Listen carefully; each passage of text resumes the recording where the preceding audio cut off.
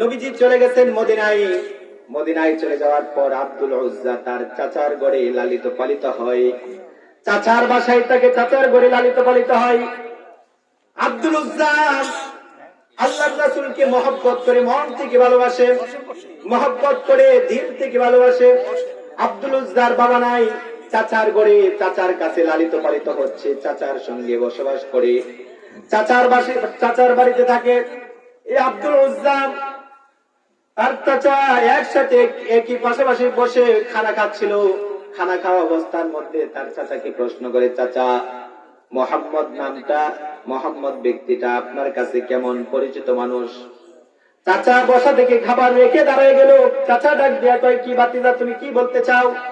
বলে না, আমি বেশি কিছু বলতে চাই না চাচা, আমি শুধু একটু জানবার চাই যে মোহাম্মদ নামটা এটা আপনার কাছে কেমন জানতে চাই। চাচা ডাক দিয়া কয়, বাতিজা মোহাম্মদের মতো মানুষ, এরকম মানুষ দুনিয়াতে হতে পারে না। সুবহানাল্লাহ পড়েন।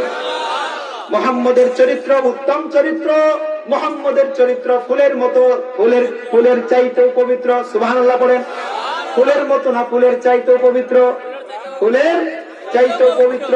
আর আমরা তো নেতারা আসলে কি করি? স্লোগান দেই, আমার নেতা অমক নেতা, ফুলের মতো কি? আমার নেতার চরিত্র ফুলের মতো পবিত্র, নামাজ পড়ে না এক ওয়াক্ত, গাঁজা টানে 5 ওয়াক্ত, এরকম নেতা আছে না নাই? আছে না নাই? আমি আপনাদের এলাকার নেতার কথা বলতেছি না, আপনাদের এলাকার নেতা ভালো, হ্যাঁ, এরকম নেতা আছে না নাই? নামাজ পড়ে না এক ওয়াক্ত, গাঞ্জা খায় কয় ওয়াক্ত? 5 ওয়াক্ত, আঞ্জা দিয়া গাঞ্জা টানে, আছে না নাই? তো এরকম নেতা থেকে আমাদের কি থাকতে হবে? দূরে থাকতে হবে, ঠিক কিনা বলেন? আমার নবীর মতো উত্তম চরিত্রওয়ালা মানুষ জমিনে আর একটাও নাই, ঠিক কিনা বলেন? সেই নবীর ব্যাপারে বলতেছিলেন, চাচা মুহাম্মদ নামটা কেমন একটু জানবার চাই। চাচা বসা থেকে দাঁড়ায় গেছে, চাচা কাপের বসা থেকে দাঁড়ায় গেছে। চাচা ডাক দিয়া কই, ভাতিজা মুহাম্মদের মতো মানুষ জমিনে হতে পারে না। আল্লাহু আকবার বলেন।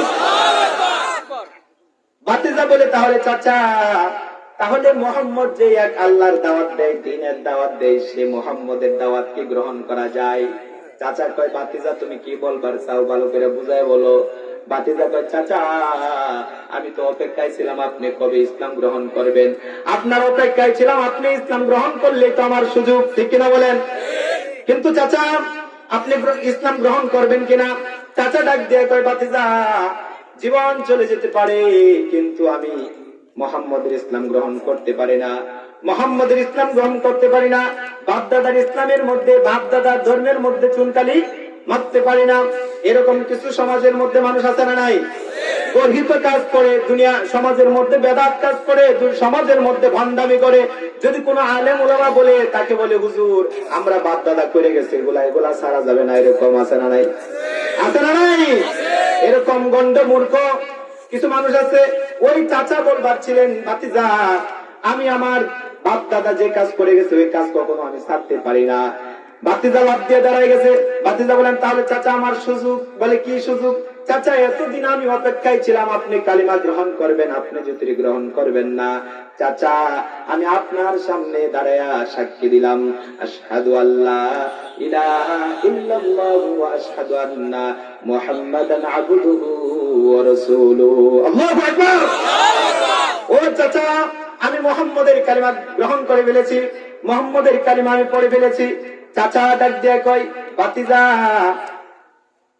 কার নুন গাও তুমি? তার গুণ না গাইয়া তুমি মুহাম্মদের গুণ গাইতেছো, এটা হবে না। চাচা কি করছে? আলটিমেটাম দিয়ে দিছে। চাচা ভাতিজাকে ডাক দিয়ে কয়, ভাতিজা তুমি জানো নাকি কাঠটা খাইতেছো, কাঠটা পড়তেছো? ভাতিজা কয়, জানি চাচা, আপনারটা খাই আপনারটাই পড়ি।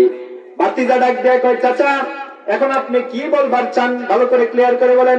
চাচা ডাক দিয়ে কয়, ভাতিজা তুই কি সত্যি সত্যি মুহাম্মদের কালিমা গ্রহণ করছিস নাকি?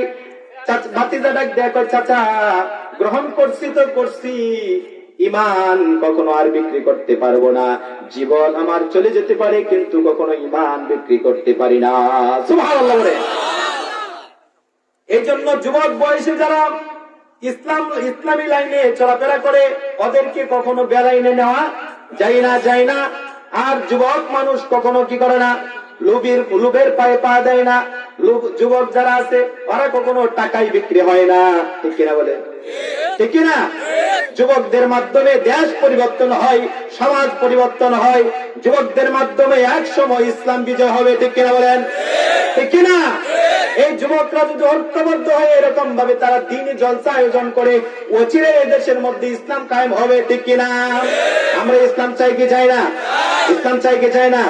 ইসলাম হলো চিরদিনের শান্তি সুখের নিশানা, ইসলাম হলো চিরদিনের শান্তি সুখের নিশানা, ইসলাম ছাড়া অন্য সবই জাহান্নামের ঠিকানা, ঠিক না? ইসলাম হলো চিরদিনের শান্তি সুখের নিশানা, ইসলাম ছাড়া অন্য সবই জাহান্নামের ঠিকানা, ঠিক না? ইসলামে হলো সবকিছু, ঠিক কিনা? কোরআনের ভিতরে সব সমাধান আছে না নাই? সমাধান আছে না নাই? হ্যাঁ, সমাধান চাও যদি জীবনে মরণে, ফিরে যাও খুঁজে নাও চোখ রাখো। পারেন না নাকি? পারেন না? করেন। সমাধান চাও যদি জীবনে মরণে, ফিরে যাও খুঁজে নাও চোখ রাখো, তবেই পাবে সুখ শান্তির ঠিকানা, যদি মেনে নাও তুমি মনে প্রাণে। সমাধান সমাধান চাও যদি জীবনে মরণে, ফিরে যাও খুঁজে নাও চোখ রাখো, তবেই পাবে সুখ শান্তির ঠিকানা, তবেই পাবে সুখ শান্তির ঠিকানা, যদি মেনে নাও তুমি মনে প্রাণে। সমাধান সমাধান চাও যদি জীবনে মরণে, ফিরে যাও খুঁজে নাও চোখ রাখো কোরআনে, ঠিক কিনা বলেন? আমরা সব কিছুর পরে ফিরে আসবো কোরআনের ছায়া তলে, ঠিক কিনা? কোরআনের ভিতরে আছে শান্তি, ইসলামের ভিতরে আছে শান্তি, ঠিক কিনা বলেন? ইসলাম ছাড়া অন্য কোথাও শান্তি খুঁজে পাওয়া যায় না, যায় না, যায় না, ঠিক কিনা? কি আপনারা কি থাকবেন না ভাববেন? কারা কারা ভাববেন হাত তুলে তো দেখি। হ্যাঁ, আমি যুবকদেরকে নিয়ে লাস্টে একটা মেসেজ দেব। যুবকরা যে প্রোগ্রাম করছে ওদেরকে নিয়ে লাস্টে প্রোগ্রাম মেসেজ দেব। আমাকে কতটুকু সময় দিন আগে থেকে জানাই দিন, তাহলে আমি আলোচনা 10টা 20 পর্যন্ত। আচ্ছা ঠিক আছে, তাহলে মোটামুটি সময় আছে 10 মিনিট। আচ্ছা, তাহলে তো ওইদিকে যাওয়া যাবে না। আচ্ছা ঠিক আছে, তাহলে বাতিজা চাচারে কি বললো? চাচা,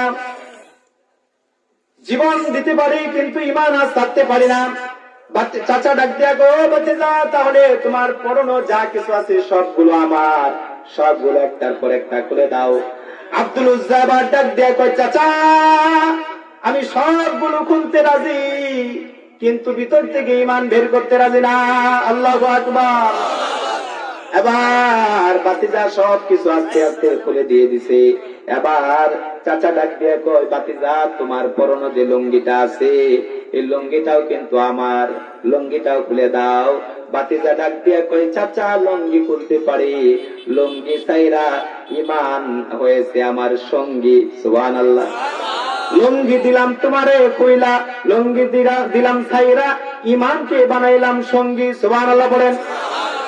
আব্দুল উজ্জা এবার কোন রকম মায়ের দরবারে গেলেন, গিয়ে বলতেছে, মা ইসলাম ধর্ম গ্রহণ করার কারণে, ইসলাম ধর্ম গ্রহণ করার কারণে চাচা আমার থেকে সবকিছু খুলে রেখে দিয়েছে। মা গো তুমি কিছু আমাকে ডাকার জন্য কিছু দিবানি? এই যুবক ভাইরা দেখো দেখো ইসলামের জন্য যুবকেরা কত কষ্ট করেছে। এই আল্লাহর বান্দা উজ্জার বয়স ছিল মাত্র 22 বছর বয়স। সুবহানাল্লাহ পড়ে।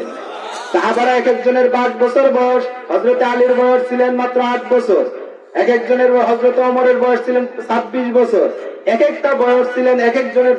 যত ইসলামের মধ্যে যুবক আসছে বয়স কেমন ছিলেন? 25 বছর, 10 বছর, 7 বছর, 8 বছর। সুবহানাল্লাহ বলেন।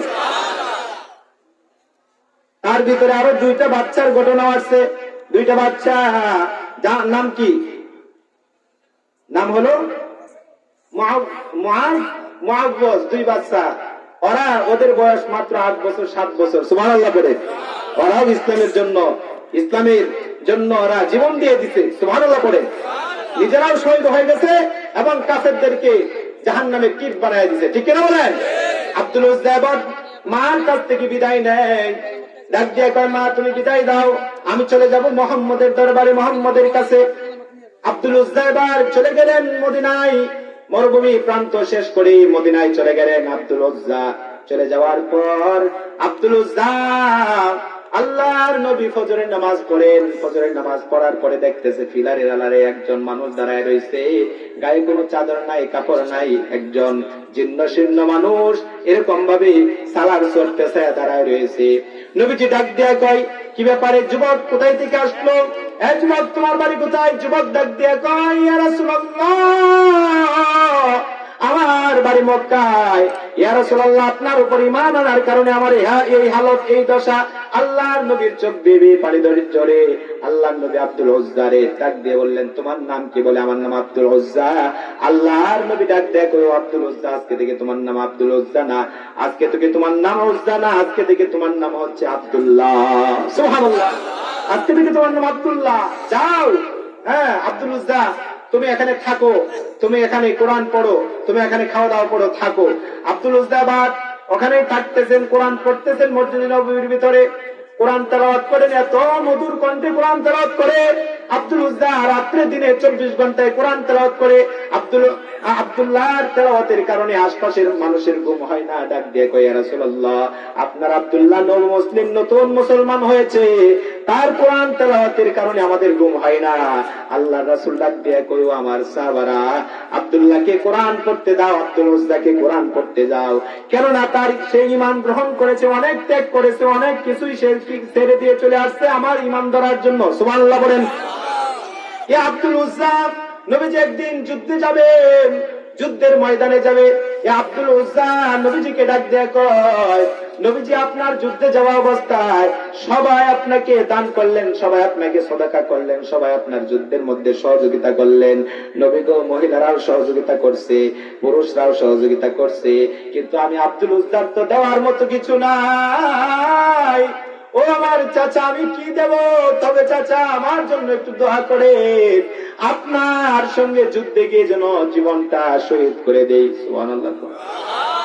সুবহানাল্লাহ। বাড়ির জায়গায় করবেন নাকি? বলেন।